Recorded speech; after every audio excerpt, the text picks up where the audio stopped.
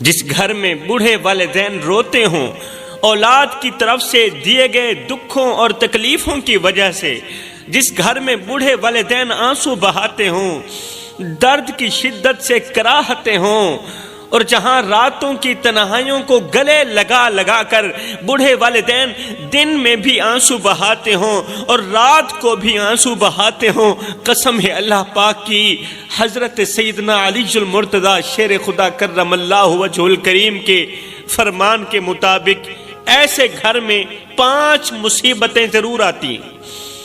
جس گھر میں بوڑھے والدین روتے ہوں، دن کو بھی روتے ہوں اور راتوں کو بھی روتے ہوں، راتوں کی تنہائیوں کو گلے لگا لگا کر روتے ہوں، راتوں کے دوسرے پہر اٹھ کر روتے ہوں، فرمایا ایسے گھروں میں 5 مصیبتیں ضرور آتی ہیں، اور یہ مصیبتیں آزمائش نہیں ہوتی بلکہ اللہ کا عذاب ہوتا ہے۔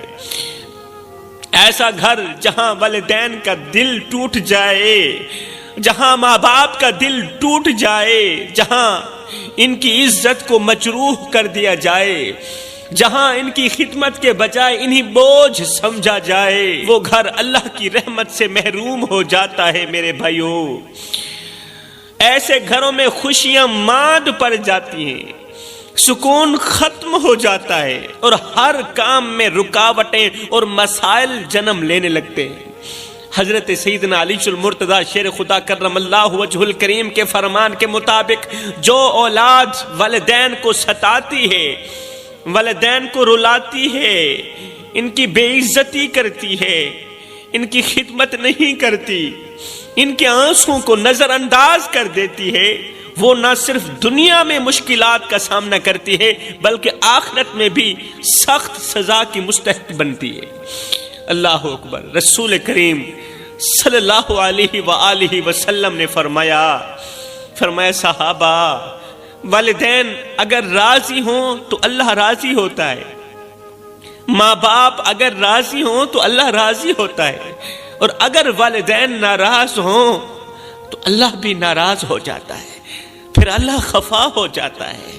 اگر اللہ کو راضی کرنا چاہتے ہو تو سب سے پہلے والدین کو راضی کرو۔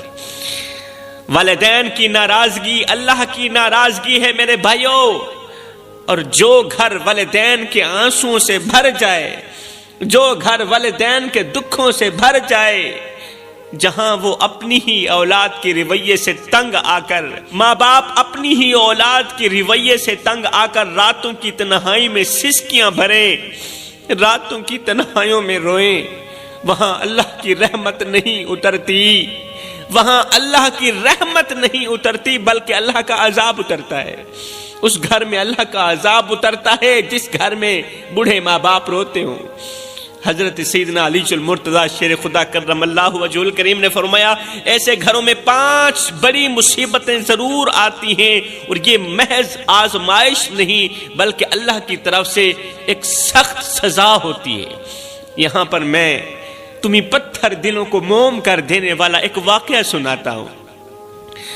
ایک نوجوان رسول کریم صلی اللہ علیہ وسلم کی خدمت میں حاضر ہوا۔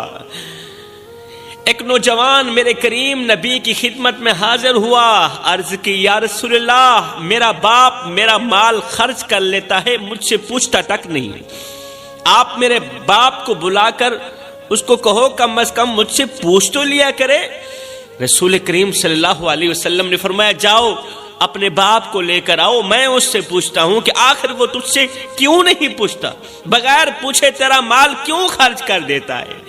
نوجوان فوراً اپنے باپ کے پاس پہنچا، کہنے لگا ابا، رسول کریم نے آپ کو بلایا ہے، رسول کریم کی عدالت لگی ہے، اپنی عدالت میں آپ کو بلایا ہے۔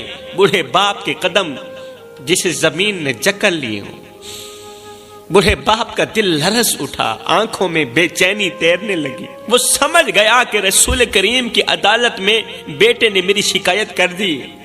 لرزتے ہاتھوں سے سوٹی سنبھالتے ہوئے کامتے قدموں کے ساتھ رسول کریم صلی اللہ علیہ وسلم کی پاک بارگاہ میں اپنے قدم بڑھائے۔ یہ بوڑھا شخص رسول کریم صلی اللہ علیہ وسلم کی پاک بارگاہ کی طرف اپنے قدم بڑھا ہی رہا تھا، ابھی راستے میں ہی تھا کہ ادھر سے حضرت جبریل علیہ السلام رسول کریم صلی اللہ علیہ وسلم کی خدمت میں حاضر ہوئے اور عرض کی یا رسول اللہ، اللہ فرما رہا ہے کہ اس نوجوان کے باپ سے کہو جو ابھی راستے میں ہے، آپ تک پہنچا نہیں ہے، جب وہ آپ کے پاس پہنچ آئے تو اسے کہنا کہ اے بندے، جو اشعار تو نے راستے میں اپنے دل میں پڑھے ہیں نا، پہلے وہ اشعار سناؤ۔ اس نوجوان کے باپ کو کہنا اے اللہ کے نیک بندے، راستے میں آتے ہوئے تو نے جو دکھ بھرے اشعار اپنے دل میں پڑھے ہیں نا، وہ اشعار ہمیں سناؤ۔ اب جبریل علیہ السلام واپس چلے گئے۔ وہ بوڑھا شخص اپنے بیٹے کے ساتھ جیسے ہی رسول کریم صلی اللہ علیہ وسلم کی خدمت میں حاضر ہوا تو آقا کریم نے شفقت بھری نظر اس بوڑھے پر ڈالی اور فرمایا اے اللہ کے بندے، تیرا فیصلہ بعد میں کریں گے، پہلے جو اشعار تو نے اپنے دل میں آتے ہوئے پڑھے تھے نا، دل میں کہے نا، وہ اشعار ہمیں سناؤ۔ یہ سن کر بوڑھے باپ کی آنکھوں میں آنسو بھر آئے، اس کی آواز کانپنے لگی، آنکھیں برس رہی تھی، دل زخموں سے چور چور تھا۔ باپ نے روتے ہوئے رسول کریم صلی اللہ علیہ وسلم کو وہ دکھ بھرے اشعار سنائے۔ وہ اشعار عربی زبان میں تھے، ان کا ترجمہ کچھ یوں تھا۔ باپ نے کہا اے میرے بیٹے، جب تو پیدا ہوا تھا میں نے اپنی ذات کے لیے جینا چھوڑ دیا، میری نیند، میری بھوک، میری خوشیاں سب کچھ تیرے لیے تھا، میری خوشی بھی تیرے لیے تھی، میری نیند بھی تیرے لیے تھی۔ میں دن میں محنت کرتا، رات کو تجھے تھام کر سوتا تھا، پورا دن کڑکتی دھوپ میں تتی ریت کے اوپر کمزور سے کندھے پر بوریاں لاد لاد کے دن رات ایک کر کے محنت مزدوری کرتا کہ مجھے کچھ ملے نہ ملے، میرے بیٹے کو روٹی کا ٹکڑا مل جائے۔ میں پورا دن محنت کرتا، رات کو تجھے تھام کر سوتا، تجھے گلے لگا کر سوتا۔ جب میں تجھے گلے لگاتا تھا تو میری ساری تھکاوٹ دور ہو جاتی تھی بیٹا، تیری ہلکی سی آہٹ پر میں جاگ جاتا تھا۔ جب تجھے بخار آتا تھا نا تو میں پوری رات تیرے سرہانے بیٹھا رہتا تھا۔ جب تو کروٹ بدلتا تھا تو میں اللہ تعالی سے ڈھیروں دعائیں کرتا تھا کہ اللہ کہیں میرے بیٹے کو کچھ ہو نہ جائے۔ بیٹا تو گود میں تھا، میں اس وقت بھی تیرے لیے پریشان تھا اور میں آج بھی تیرے لیے پریشان ہوں، میں آج بھی تیرے لیے فکر میں ہوں۔ بیٹا جب تجھے بخار آتا نا تو میں رات بھر تیرے سرہانے بیٹھا رہتا تھا، تیرے ماتھے پر ہاتھ رکھتا ہوا تیری سانسیں گنتا رہتا تھا اور اللہ سے دعائیں کرتا رہتا تھا کہ یہ بیماری مجھے لگ جائے، میرے بیٹے کو کچھ نہ ہو، اللہ یہ بیماری مجھے لگا دے۔ بیٹا میں تیرے دکھوں کو اپنے دکھ سمجھتا رہا، میں تیری بیماری کو اپنی بیماری سمجھتا رہا، اللہ سے دعائیں کرتا تھا اللہ یہ بیماری مجھے لگا دے، میرے بیٹے کو آزاد کر دے اس بیماری سے۔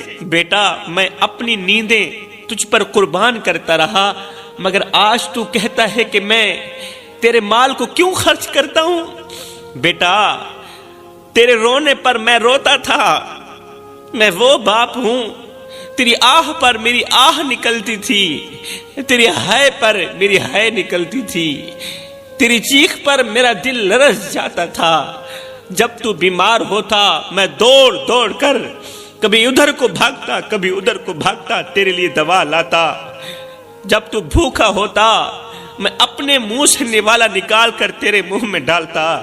جب میں تجھے بھوکا دیکھتا تھا تو میں بیماری کے ہونے کے باوجود بھی، بیمار ہونے کے باوجود بھی، کمزور ہونے کے باوجود بھی، میں لاغر ہونے کے باوجود بھی محنت مزدوری کے لیے نکل جاتا تھا، پھر وزنی بھاری بوریاں اپنے کندھے پر لاتا تھا، صرف اس سوچ کی بنیاد پر کہ مجھے کچھ ملے نہ ملے، میرے شہزادے کو روٹی کا ٹکڑا مل جائے۔ میں نے اپنی ضرورتوں کو بھلا دیا، اپنی خواہشات قبرستان میں دفن کر دی، صرف اس لیے کہ میرا بیٹا خوش رہے۔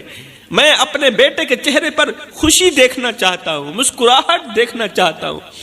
بیٹا تو بچہ تھا، میں جوان تھا، میں اپنی رگوں سے خون نکالتا رہا، تیری رگوں میں ڈالتا رہا، میں اپنی سانسیں گھٹاتا رہا، تجھے زندگی دیتا رہا۔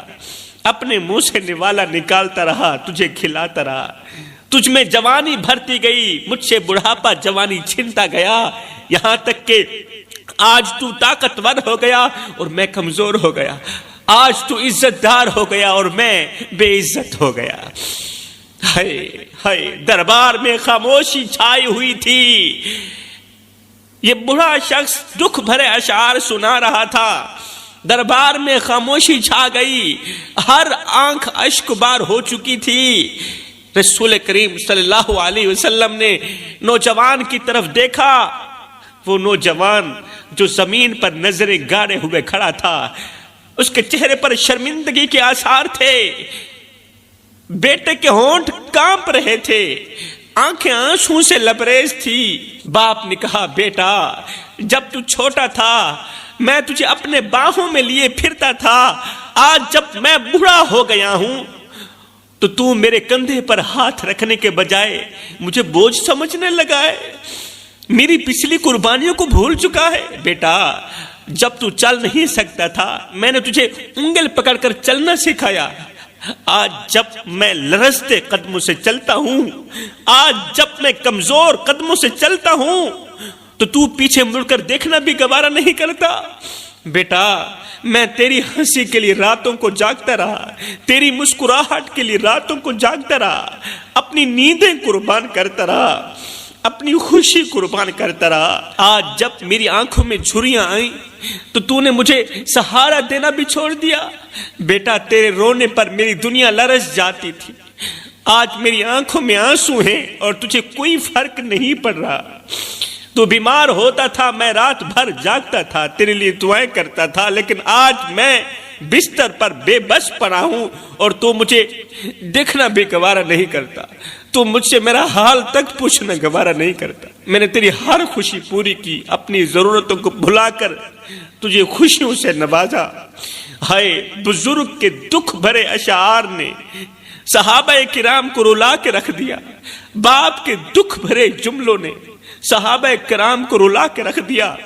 نبی نے روتے ہوئے نوجوان بیٹے کی طرف دیکھا، وہ نوجوان بیٹا جو اس وقت زمین پر نظریں گاڑے ہوئے کھڑا تھا، اس کے چہرے پر ندامت کے آثار نمایاں تھے، اس کے ہونٹ کانپ رہے تھے، آنکھوں میں پچھتاوے کے آنسو تیر رہے تھے۔ وہ نوجوان لرزتے ہوئے قدموں سے اپنے باپ کی طرف بڑھا، بوڑھے باپ کے قریب آیا اور اس کے کانپتے ہوئے ہاتھوں کو تھاما اور زاروں قطار رو کر کہنے لگا، ابا مجھے معاف کر دو۔ رو کر کہنے لگا، ابا مجھے معاف کر دو، میں نہیں جانتا تھا کہ میری ایک چھوٹی سی شکایت آپ کے دل پر اتنا بڑا زخم لگا دے گی۔ ابا میں نے آپ کے احسانات کو بھلا دیا، مجھے معاف کر دینا، میں نے آپ کی قربانیوں کو فراموش کر دیا، مجھے معاف کر دینا، میں نے اپنی ہی جنت کو اپنے ہاتھوں سے کھونے کی کوشش کی، مجھے معاف کر دینا۔ اللہ اکبر۔ اس کے بعد رسول کریم صلی اللہ علیہ وسلم نے آنکھوں سے آنسو بہاتے ہوئے فرمایا اے نوجوان کان کھول کر سن لے، آج سے تو بھی تیرے باپ کا ہے اور تیرا مال بھی تیرے باپ کا ہے، تیرا باپ جہاں چاہے تیرے مال کو استعمال کر سکتا ہے، تو ہرگز نہیں پوچھ سکتا۔ حضرت سیدنا علی المرتضی شیر خدا کرم اللہ وجہہ الکریم نے فرمایا جس گھر میں بوڑھے والدین روتے ہوں، نافرمان اولاد کی وجہ سے بوڑھے والدین آنکھوں سے آنسو بہاتے ہوں، اس گھر میں 5 مصیبتیں ضرور آتی ہیں۔ فرمایا پہلی مصیبت یہ آتی ہے کہ اس گھر میں رہنے والوں کی کوئی بھی دعا قبول نہیں ہوتی، ایسا گھر اللہ کی رحمت سے محروم ہو جاتا ہے۔ جس گھر میں بوڑھے والدین روتے ہیں، دعائیں لبوں سے نکلتی رہتی ہیں، دعائیں منہ سے نکلتی رہتی ہیں، لیکن آسمان تک پہنچنے سے پہلے ہی رد کر دی جاتی ہے۔ لوگ اپنی مشکلات کے حل کے لیے دعائیں مانگتے ہیں، کاروبار میں برکت کے لیے التجائیں کرتے ہیں، بیماری سے شفا کی دعا کرتے ہیں، صحت کی دعا کرتے ہیں، مگر ہر راستہ بند ہو جاتا ہے۔ کیوں؟ اس لیے کہ ان کے گھر میں بوڑھے والدین روتے ہیں۔ اے جس گھر میں بوڑھے والدین کے دل ٹوٹ جائیں، وہاں برکت اور قبولیت کے دروازے بند کر دیے جاتے ہیں۔ حضرت حکیم لقمان نے کہا، جس گھر میں بوڑھے والدین روتے ہوں شیطان اس گھر میں ڈیرا ڈال دیتا ہے۔ جس گھر میں بوڑھے والدین کی نافرمانی کی جاتی ہو، بوڑھے والدین کو بے عزت کیا جاتا ہو، اونچی آواز میں بک بک کی جاتی ہو، اس گھر میں شیطان ڈیرا ڈال دیتا ہے۔ اور جس گھر میں شیطان ڈیرا ڈال دے وہاں ایسی تباہی آتی ہے کہ انسان کی عقل دنگ رہ جاتی ہے۔ شیطان کا سب سے بڑا ہدف پھر یہی ہوتا ہے کہ گھر کے افراد کو آپس میں دشمن بنا دے، رحمت کو زحمت میں بدل دے اور محبت کو نفرت میں بدل دے۔ وہ گھر جہاں والدین کی آنکھیں نم ہوں وہاں شیطان اپنے جال پھیلا کر ایسے حالات پیدا کر دیتا ہے کہ تباہی کے سوا کچھ نہیں ہوتا۔ وہ کون سی تباہی ہوتی ہے؟ گھر میں ہمیشہ جھگڑے اور بے سکونی رہتی ہے، یہ تباہی ہے۔ جب شیطان گھر میں ڈیرا ڈال دیتا ہے نا ماں باپ کے رونے کی وجہ سے، اللہ اکبر، پتہ ہے پھر کون سی تباہی آتی ہے؟ گھر میں ہمیشہ جھگڑے اور بے سکونی لگی رہتی ہے۔ اولاد اپنے دل سے ماں باپ کی عزت کرنا چھوڑ دیتی ہے، پھر رزق میں بے برکتی آ جاتی ہے اور سب کچھ ہوتے ہوئے بھی ہر ایک چیز کی کمی محسوس ہوتی ہے، پھر عبادت میں دل نہیں لگتا، نماز اور تلاوت بھاری لگنے لگ جاتی ہے۔ شیطان دماغ میں ایسے خیال ڈالتا ہے کہ بندہ والدین کو ہی اپنی بدبختی کی وجہ سمجھنے لگتا ہے۔ جس گھر میں بوڑھے والدین روتے ہوں وہاں بے برکتی ایسے بسیرا کر لیتی ہے کہ دولت ہونے کے باوجود بھی سکون غائب ہو جاتا ہے۔ پھر گھر میں دولت بھی ہوتی ہے، مال بھی ہوتا ہے، لیکن سکون نہیں ہوتا، اس لیے کہ اس دولت میں برکت نہیں ہے، کھانے میں لذت نہیں رہتی اور زندگی ایک عجیب بے چینی میں گزرنے لگتی ہے۔ حضرت علی فرماتے ہیں ایسے گھروں میں بیماریاں، ذہنی دباؤ، ناگہانی آفات دروازہ کھٹکھٹانے کے بجائے اندر ہی بسیرا کر لیتی ہیں۔ ہر کام میں رکاوٹ، ہر قدم پر پریشانی اور ہر لمحے بے سکونی کا سامنا لگا رہتا ہے، کیونکہ والدین کی آہیں، والدین کی تڑپ زمین پر نہیں گرتی، والدین کے آنسو زمین پر نہیں گرتے بلکہ عرش الہی کا دروازہ جا کھٹکھٹاتے ہیں اور اللہ سے اپنی بات منوا کر ہی دم لیتے ہیں۔ خدا را میرے بھائیو، والدین کو اتنا مت ستاؤ کہ وہ اللہ کے سامنے تمہارا نام لے کر رو پڑیں۔ خدا پاک کی عزت کی قسم، اگر وہ اللہ کے سامنے تمہارا نام لے کر رو پڑے تو یاد رکھنا یہ تمہارے لیے سب سے بڑا مسئلہ بن جائے گا، بہت بڑا مسئلہ بن جائے گا۔ تم ایسی بیماری میں، ایسی مصیبت میں پھنس جاؤ گے کہ نکلنے کا کوئی راستہ نہیں ملے گا، کیونکہ اللہ کا ترازو صرف انصاف ہی تولتا ہے، یہ تو آپ جانتے ہوں گے نا۔ اگر تم نے کسی کو دکھ دیا، کسی کے دل کو زخمی کیا، کسی کے بڑھاپے میں اسے بے یار و مددگار چھوڑ دیا، تو کیا تمہیں لگتا ہے کہ تم ساری زندگی چین سے گزار پاؤ گے، سکون سے گزار پاؤ گے؟ ہرگز نہیں۔ وقت کا پہیہ گھومتا ہے، جو بو گے وہی کاٹو گے، اور جب مکافات عمل آئے گا نا تو تمہیں احساس ہوگا کہ والدین کے آنسو کتنے بھاری ہوتے ہیں۔ کسی کو دکھ دے کر، کسی کو درد دے کر، کسی کو غم دے کر، کسی کی عزت والی پگڑی خاک میں ملا کے تمہیں کیا لگتا ہے کہ تم ساری زندگی ایسے ہی مسکراتے رہو گے؟ نہ بندے، نہ، بس وقت کے الٹنے کی دیر ہے، تمہاری باری بھی دور نہیں ہے، اس لیے کہ زندگی کے کسی نہ کسی موڑ پہ اپنا کیا آخر بھگتنا ہی پڑتا ہے۔ حضرت شیخ سعدی رحمت اللہ تعالی علیہ فرماتے ہیں کہ عید کا موقع تھا، میں اپنے باپ کے ساتھ عید کی نماز پڑھنے کے لیے عید گاہ کی طرف جا رہا تھا۔ شیخ سعدی فرماتے ہیں باپ کی انگل پکڑ کر میں عید کی نماز پڑھنے جا رہا تھا تو راستے میں نے دیکھا کہ بچے تھے جو کھیل رہے تھے، بچوں کا ہجوم لگا ہوا تھا، بچے کھیل رہے تھے۔ میں نے کیا کیا، باپ کی انگل چھوڑی اور کھیل کود میں مست ہو گیا۔ میرا باپ آگے کو نکل گیا، لوگوں کا ہجوم تھا، بچوں کا ہجوم تھا، میرا باپ آگے کو نکل گیا اور میں بچوں میں کھیل کود میں مست ہو گیا۔ جب کھیل ختم ہوا، جب میں اپنے ہوش میں آیا، جب میں نے ادھر ادھر دیکھا، میرا باپ نہیں تھا، میرا باپ میری آنکھوں سے اوجھل تھا۔ جب میں نے باپ کی کمی محسوس کی تو میں رونے لگا۔ میں چیخنے لگا، باپ کو تلاش کرنے لگا۔